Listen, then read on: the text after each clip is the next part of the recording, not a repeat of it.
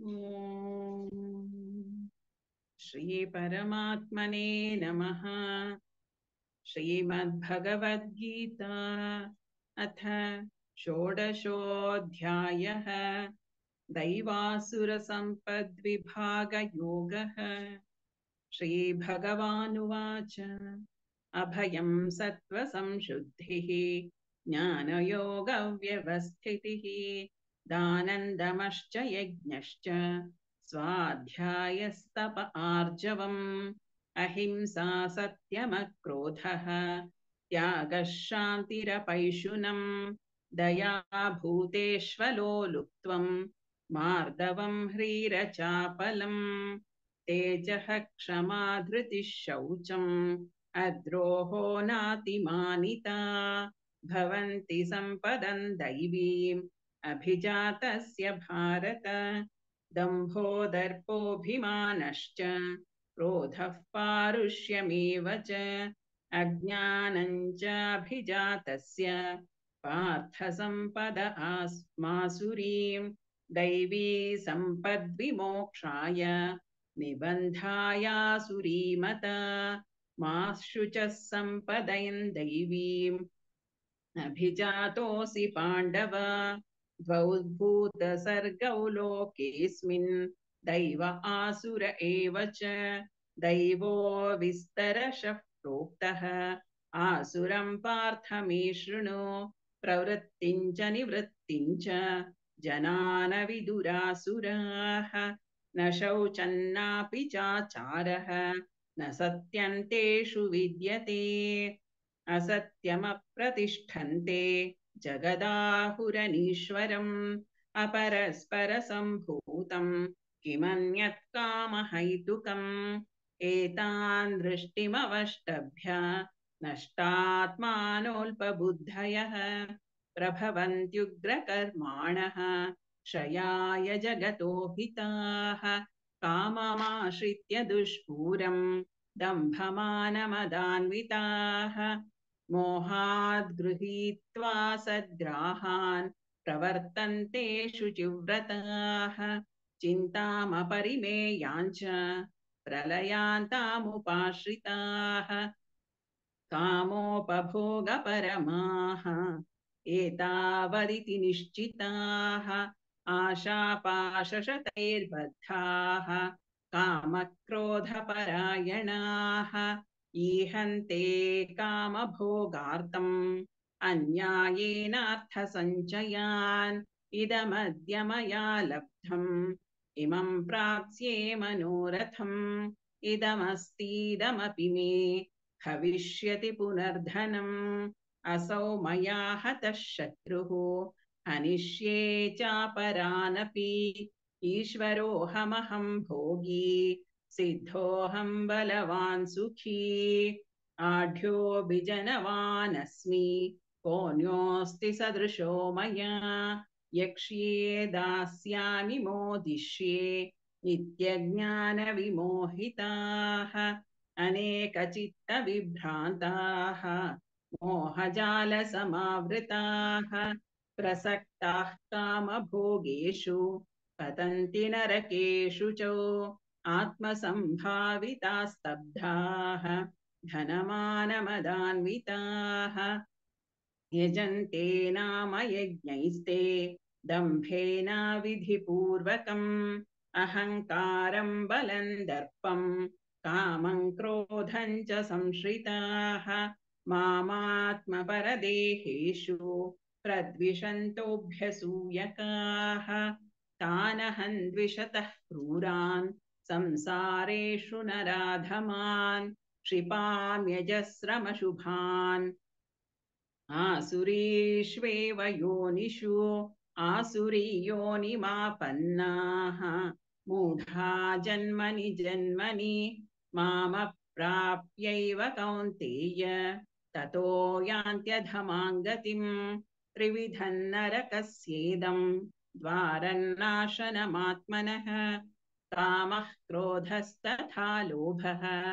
तस्मादेतत्त्रयं त्यजेत् एतैर्विमुक्तः कौन्तेय तमोद्वारैस्त्रिभिर्नरः आचरत्यात्मनः श्रेयः ततो याति परां गतिम् यः शास्त्रविधिमुत्सृज्य वर्तते कामकारतः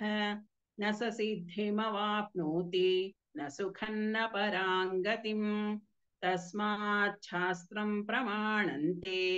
कार्याकार्यौ व्यवस्थितौ ज्ञात्वा शास्त्रविधानोक्तं कर्म कर्तुमिहार्हसि ॐ तत्सदिति श्रीमद्भगवद्गीतासु उपनिषत्सु ब्रह्मविद्यायां योगशास्त्रे श्रीकृष्णार्जुनसंवादे दैवासुरसम्पद्विभागयोगो नाम षोडशोऽध्यायः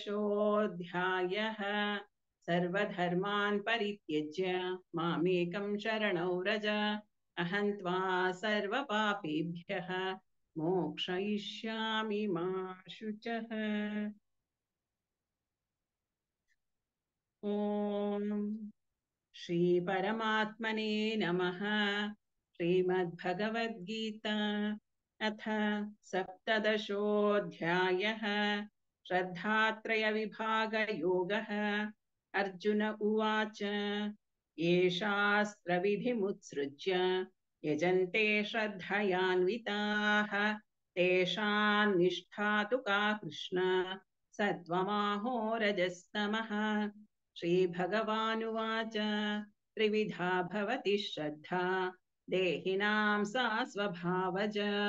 सात्विकी राजसी चैव तामसी चेति तां शृणु सत्त्वानुरूपा सर्वस्य श्रद्धा भवति भारत श्रद्धामयोऽयं पुरुषः यो यच्छ्रद्धः स एव सः यजन्ते सात्विका देवान् यक्षरक्षांसि राजसाः प्रेतान् भूतगणांश्चान्ये यजन्ते तामसा जनाः अशास्त्रविहितं घोरं तप्यन्ते ये तपो जनाः दम्भाहङ्कारसंयुक्ताः कामरागबलान्विताः कर्षयन्तः शरीरस्थं भूतग्राममचेतसः मां चैवान्तः शरीरस्थं तान् विद्यासुरनिश्चयान् आहारस्त्वपि सर्वस्य त्रिविधो भवति प्रियः यज्ञस्तपस्तथा दानं तेषां भेदमिमं शृणु आयुः सत्त्वबलारोग्यसुखप्रीतिविवर्धनाः रस्याः स्निग्धाः स्थिरा हृद्याः आहाराः सात्विकप्रियाः कट्वं ललवणात्युष्णतीक्ष्णरूक्षविदाहिनः आहारा राजसस्येष्टाः दुःखशोकामयप्रदाः यातयामङ्गतरसं पूतिपर्युषितं च यत् उच्छिष्टमपि चामेध्यं भोजनं तामसप्रियम् अफलाकाङ्क्षिभिर्यज्ञः विधिदृष्टो य इज्यते यष्टव्यमेवेति मनः समाधाय स सात्विकः अभिसन्धाय तु फलं दम्भार्थमपि चैव यत् युज्यते भरतश्रेष्ठ